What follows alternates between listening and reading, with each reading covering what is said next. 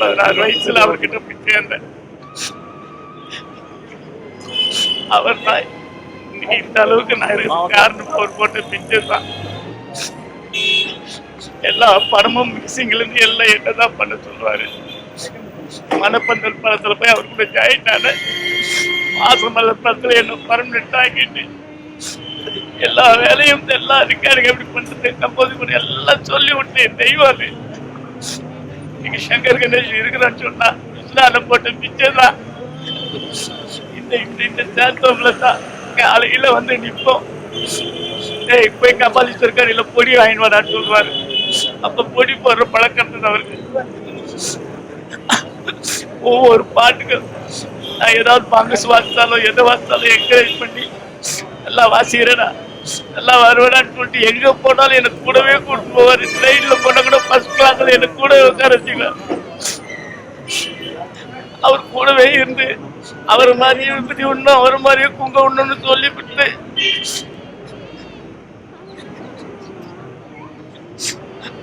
இசையில ஒரு ராஜாங்கமே நடத்தின ஒரு மாபெரும் இசையமைப்பாளர். அவர்கிட்ட எவ்வளவோ சூப்பர் ஹிட் நம்பர்ஸ் பாட கிடைச்சது என்னோட பெரிய பாக்கியமா நினைக்கிறேன். அவர் போட்டு கொடுத்து என்னை பாட வச்சு ஒரு பாட்டும் மணிமணியான பாடல்கள். அவர்கிட்ட வேலை பண்ண அந்த நாட்கள் பொன்னான நாட்கள். அது திரும்பி வருமான்னு சொல்ல முடியாது. இப்போ கூட ஐசியூல போய் அவர் பெட்டு பக்கத்துல நின்று நான் நாதமென கோயிலே பாடிட்டு வச்சு அவர் சொன்னா அவங்க எனக்கு பாடின எல்லா பாட்டும் பிடிக்கும் அப்படின்னு வாழ்வாய்கிட்ட சொல்லிட்டு இருந்தாரு. மறக்கவே முடியாது.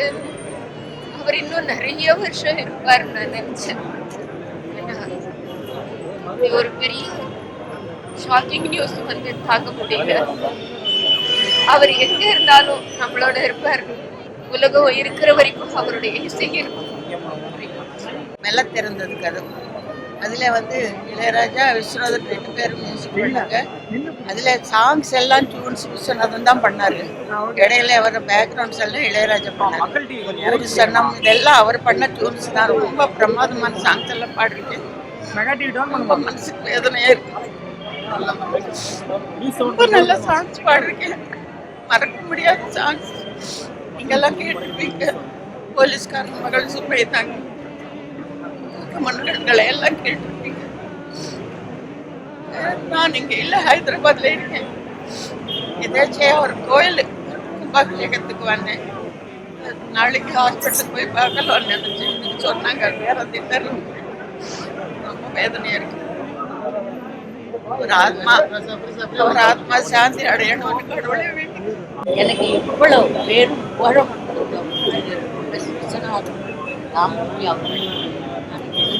கடமைப்பட்டு அவருக்கு கடவுள் சரி போருண்டா இங்க வந்துடுன்னு சொல்லி போயிட்டாருன்னு நினைக்கிறேன்.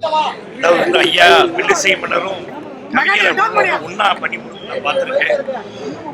இவர் இசை பெருசா இல்ல அவரோட எழுத்து பெருசாங்கிறது நான் பார்த்துருக்கேன். நேரடியாக பார்த்துருக்கேன்.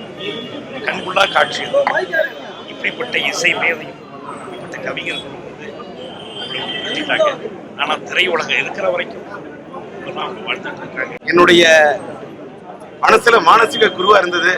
என்னுடைய இசையில எனக்கு ஒரு பெரிய இன்ஸ்பிரேஷனா இருந்தது எம்எஸ்சி அவர்கள் மட்டும்தான். அவருடைய சாதனை வந்து இந்த தமிழ் திரையுலகத்தில் மட்டுமல்ல, தென்னிந்திய திரையுலகத்துல யாருமே செஞ்சிருக்க முடியாத ஒரு சாதனை. ஏன்னா மக்கள் திலகம் எம்ஜிஆர் மறைந்துவிட்ட மக்கள் திலகம் எம்ஜிஆர் படம் என்றாலும் சரி, நடிகர் திலகம் சிவாஜி கணேசன் படம் என்றாலும் சரி, எந்த கதாநாயகனுக்கு எப்படி இசையமைக்க வேண்டும் என்று இசையமைத்து அந்த படங்களில் அத்தனை பாடல்களையும் அவர் இசையமைத்த பாடல்கள் ஒவ்வொன்றும் அந்த நடிகர்களுடைய படங்களுக்கும் ஒரு மகுடம் சுட்டியதை போல, ஒரு தங்கத்திலே வைரம் வைத்ததை போல அத்தனை பாடல்கள் கொடுத்த ஒரு மெல்லிசை மன்னர். என்னுடைய முதல் படத்துல முழு நீளத்துல அவர் வந்து ஒரு நடிகராக அறிமுகம் செய்யக்கூடிய ஒரு பாக்கியம் பெருமை வந்து எனக்கு கிடைச்சது. அந்த படம் வந்து என்னுடைய வாழ்க்கையில வந்து ஒரு ஒரு மறக்க முடியாத ஒரு படமா இருக்கக்கூடிய ஒரே ஒரு காரணம் அப்படின்னு பார்த்தீங்கன்னா அது வந்து மெல்லிசை மன்னர் எம்எஸ்வி அவர்கள் அதில் வந்து நடித்தது தான். இன்றைக்கும் வந்து இன்னைக்கு ஸ்க்ராலிங்கில் வந்து டிவி சேனல் எல்லாம் பார்க்கும்போது அவர் நடித்த கண்ணகி, காதல் மன்னன், காதலா காதலா அப்படின்னு சொல்லி பார்க்கும் பொழுது ஒரு வரலாற்றில் அந்த படம் வந்து இடம் பிடிச்சது. அதன் மூலமாக எனக்கு அந்த பெருமை கிடைச்சது. எனக்கு வந்து ரொம்ப ஒரு நெகிழ்ச்சியான ஒரு விஷயமா இருக்கு. என்னுடைய ஆழ்ந்த இரங்கலை திராவிட முன்னேற்ற கழகத்தின் சார்பில் மட்டுமல்ல, குறிப்பாக தலைவர் கலைஞர் அவர்களின் சார்பில் என்னுடைய வருத்தத்தை, இரங்கலை நான் தெரிவித்துக் கொள்கிறேன். ஒன்னே ஒன்று சொல்ல ஆசைப்படுறேன். நான் இந்தியனா பிறந்ததுக்கு ரொம்ப பெருமைப்பட்டேன்.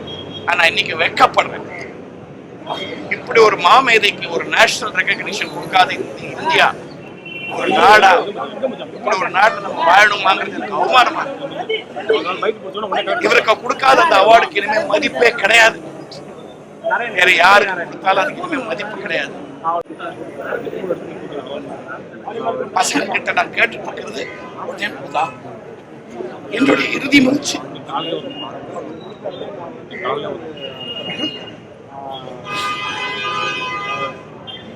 என்னுடைய கடைசி காலத்துல இதே மாதிரி எனக்கு ஒரு நேரம் வரும்போது எனக்கு சம்ஸ்கிருத ஸ்லோகங்கள் வேண்டியதில்லை. என்னோட உடல் இருக்கும்போது பக்கத்துல எம்எஸ்சி பாட்டு இதுதான் நான் என் உயிரில எழுதி வச்சிருக்கேன். பாடிக்கொண்டிருந்த அந்த வாய் மூடிக்கொண்டிருப்பதும் ஆடிக்கொண்டிருந்த அந்த கை முடங்கி கிடப்பதையும் பார்க்கும் பொழுது இதை பார்ப்பதற்கு நெஞ்சுறுதி வேண்டும். ஏனென்றால் இசைக்கு உயிரூட்டிக் கொண்டிருந்தவர், தமிழ் திரையுலகத்திற்கே இசையால் உயிரூட்டிக் கொண்டிருந்தவர் இன்று உயிர் துறந்து படுத்திருப்பதை பார்க்கும் பொழுது நெஞ்சு தாங்கவில்லை. ஆனாலும் இயற்கையை வெல்வதற்கு யாரும் இல்லை. ஆனாலும் இந்த இழப்பை தாங்குவதற்கு மன உறுதி வேண்டும், நெஞ்சுறுதி வேண்டும். அந்த உறுதியை தமிழக மக்களுக்கும் திரை உலகத்தினருக்கும் அவரது குடும்பத்திற்கும் இறைவன் அருள வேண்டும் என்று பிரார்த்தித்து பாரதிய ஜனதா கட்சியின் சார்பில் எங்களது ஆழ்ந்த அனுதாபங்களை தெரிவித்துக் கொள்கிறோம். திராவிட இயக்க அரசியலை கட்டி எழுப்பியதில் அவரது இசைக்கு பெரிய பங்கு இருக்கிறது. சிவாஜி, எம்ஜிஆர் என்ற மாபெரும் சரித்திரங்களை கட்டி எழுப்பியதில் அவரது பாட்டுக்கு பங்கு இருக்கிறது. அவருடைய பாடல்கள் பலருக்கு மருதி, பலருக்கு விருந்து, இளைஞர்களுக்கு விருந்தாகவும் முதியவர்களுக்கு மருந்தாகவும் அவருடைய பாடல்கள் காற்றில் உதவிக்கொண்டே இருக்கும். தமிழ் சினிமாவுடைய பொற்காலத்துல எம்ஜிஆர், சிவாஜி ஆரம்பிச்சு 4 தலைமுறைக்கு இசையமைத்த ஒரு மகத்தான ஒரு மனிதன். என்ன மாதிரி ஒரு சாதாரண நடிகனை கூட எனக்கு வந்து உயர்ந்த மனிதன் ஆரம்பிச்சு அக்னி சாட்சி சொல்லத்தான் இருக்கு 30 மேற்பட்ட படங்கள் கம்போஸ் பண்ணியிருக்காரு. நல்லா ஞாபகம் வச்சுக்க, முழுசாக வாழ்ந்த ஒரு மனிதன். அந்த அளவுக்கு நீ மியூசிக் டைரக்டர் பண்ணி இன்னைக்கு யாராவது டாப்பா சொல்றீங்களா? உங்களுக்கு எல்லா குருநாதர்கள் தான். 1200 படங்களுக்கு மேல போட்டுருக்காரு. எம்எஸ்சி விஸ்வநாத் 2 பேரும் விஸ்வநாத் ராமன் சேர்ந்து 700 படங்கள் போட்டிருக்காங்க. அவரே தன்னுடைய படங்களை பாடியிருக்காரு. இளையராஜா இன்னைக்கு எல்லா மியூசிக் படங்களையும் பாடியிருக்கிறாரு. ஒரு விஷயம் மட்டும் புரிஞ்சுக்கணும், முழுசா வாழ்ந்து முடிஞ்சா விடைபெற்றுக் கொள்ள வேண்டும்.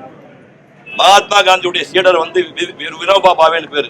அவர் சொன்னாரு, நான் மூளையிடுகின்ற கட்டளையை என் உடம்பு ஏற்க மறுக்கிறது, நான் விடைபெற்றுக் கொள்கிறேன் சொன்னார். அது மாதிரி முழுதாக வாழ்ந்த மனிதன் நம்மிடம் விடைபெற்றுக் கொண்டால் தமிழ் சினிமாவுடைய சிறந்த படங்கள் எல்லா படத்தையும் மியூசிக் போட்டாடு அந்த படங்கள் இருக்கும் வரை தமிழர்களுக்கு வரை என்றென்றும் வாழ்ந்து கொண்டே இருப்பார். நன்றி, வணக்கம்.